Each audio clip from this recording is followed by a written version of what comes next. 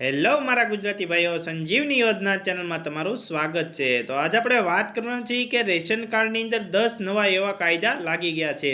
જો કે તમે એ લાયકાત ધરાવતા હશો તો તમારું રેશન કાર્ડ થશે રદ। કેટલી વસ્તુ સામેલ કરેલી છે, તો આજે આપણે વિસ્તારથી જાણવાના છીએ।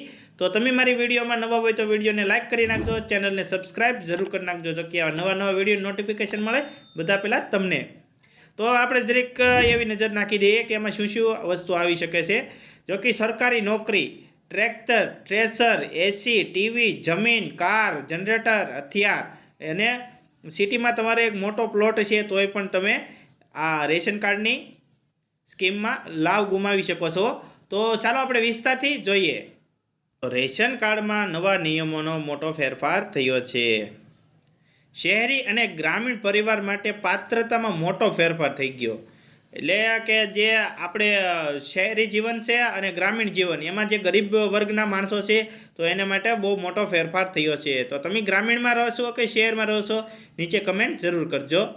કેન્દ્ર અને રાજ્ય સરકાર ગરીબ વર્ગ માટે અનેક પ્રકારની યોજનાઓ ચલાવી રહ્યા છે। મફત રાશન પૂરું પાડવું એક મહત્વપૂર્ણ પહેલ છે જે રાષ્ટ્રીય ખાદ્ય સુરક્ષાના કાયદા હેઠળ લાગુ કરવામાં આવી છે। આજે પણ દેશમાં ઘણા લોકો 2 ટાઈમનું ભોજન લઈ શકતા નથી।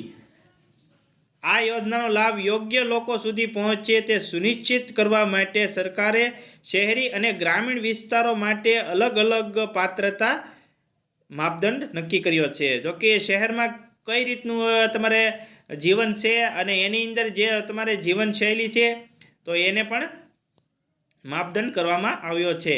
કે તમારી પાસે શું વસ્તુ હોવી જોઈએ અને શું વસ્તુ ન હોવી જોઈએ, જો કે રાશન તમને પૂરું મળી શકે। રેશન કાર્ડની પાત્રતામાં મુખ્ય મોટો ફેરફાર કર્યો છે। નંબર 1, મિલકતની મર્યાદા।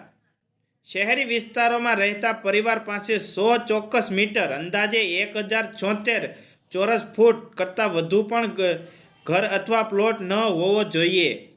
તો કે આ 1076 ફૂટનો પ્લોટ આપણે શહેરમાં ન હોવો જોઈએ અને શહેરમાં છે તો તમારો રેશન કાર્ડ રદ થઈ શકે છે। નંબર 2, વાહનની માલિકી। પરિવારમાં કોઈ પાસે 4 વ્હીલ ન હોવું જોઈએ। જો કે 4 વ્હીલ આપણા પરિવારમાં જે આપણે અનાજ લેતા હોય તો તેમના કોઈના નામે 4 વ્હીલ ન હોવું જોઈએ। વૈભવી ઉપકરણો। જે પરિવાર પાસે એસી, રેફ્રિજરેટર અથવા 5 કિલોવોટ કરતાં વધુની ક્ષમતાનું જનરેટર છે તેઓએ રેશન કાર્ડ સરેન્ડર કરવાનું રહેશે। એટલે કે તમારી પાસે 5 કિલોવોટ કરતાં વધારે ક્ષમતાનું જનરેટર છે તો તમે આ યોજનાનો લાભ ગુમાવી શકો છો, જો કે તમારું રેશન કાર્ડ પણ રદ થઈ શકે છે। Commercial property. પરિવાર પાસે 861 ચોરસ ફૂટ કોમર્શિયલ પ્લોટ ન હોવો જોઈએ। તો કે કોમર્શિયલ પ્લોટ તમારી પાસે એટલું હોય 861 ચોરસ ફૂટ, એટલે તમે આ રેશન કાર્ડ યોજનાનો લાભ ગુમાવી શકશો। Number 5, armoured licence. શહેરી વિસ્તારોમાં એક પરિવાર પાત્ર એક શસ્ત્ર લાયસન્સ માન્ય છે। જો તમે આનાથી વધુ હશે તો રેશન કાર્ડ રદ કરવામાં આવશે।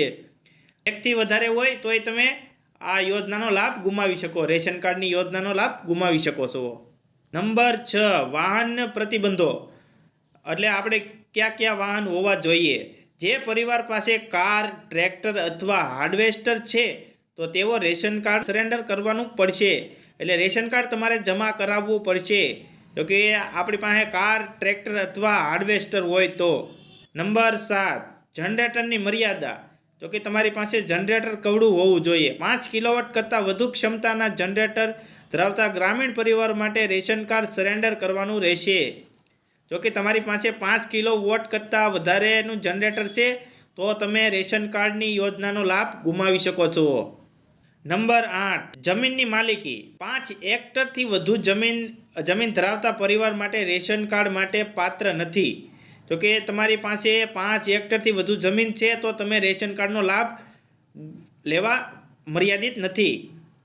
નંબર 9, ઘરગથ્થુ ઉપકરણો। ગ્રામીણ વિસ્તારોમાં જો પરિવાર પાસે ટીવી, ફ્રીજ અથવા એસી હોય તો તે અયોગ્ય ગણવામાં આવશે અને એનું પણ રેશન કાર્ડ રદ થઈ શકે છે। આવક અને રોજગાર. જે પરિવાર પાસે વાર્ષિક આવક રૂપિયા 2 લાખથી વધુ છે અથવા જેની પાસે 1થી વધુ લાયસન્સ, હથિયાર અથવા સરકારી નોકરી છે તો તેમણે રેશન કાર્ડ સરેન્ડર કરવાનું રહેશે. એટલે રેશન કાર્ડ તમારે જમા કરાવવાનું રહેશે. જો કે તમારા ઘરમાં કોઈ સરકારી નોકરી હોય અથવા લાયસન્સવાળું હથિયાર હોય તો તમારે રેશન કાર્ડ જમા કરાવવાનું રહેશે. યોજનાના દુરુપયોગ માટે સરકારની કાર્યવાહી. રેશન કાર્ડ યોજનાનો દુરુપયોગ અટકાવવા માટે સરકારે કડક નિયમો બનાવ્યા છે. નિયમોનું ઉલ્લંઘન કરવા માટે રેશન કાર્ડ રદ કરવામાં આવશે, નાણાકીય દંડ લાદવામાં આવશે અને કેટલાક કિસ્સાઓમાં જેલની સજા પણ થઈ શકે છે. આ પગલાં એ સુનિશ્ચિત કરે છે કે યોજનાનો લાભ માત્ર જરૂરિયાતમંદને જ પહોંચે. નિષ્કર્ષ: રેશન કાર્ડના નવા નિયમો સમજવું અને તેનું પાલન કરવું એ શહેર અને ગ્રામીણ બંને પરિવાર માટે મહત્વપૂર્ણ છે. આ નિયમો બાંહેધરી આપે છે કે સંસાધનો ફક્ત એવા લોકો સુધી પહોંચે છે જેને ખરેખર મદદની જરૂર હોય છે અને એક જવાબદાર નાગરિક તરીકે આ નિયમોનું પાલન કરો અને સમાજની સુરક્ષામાં યોગદાન આપો.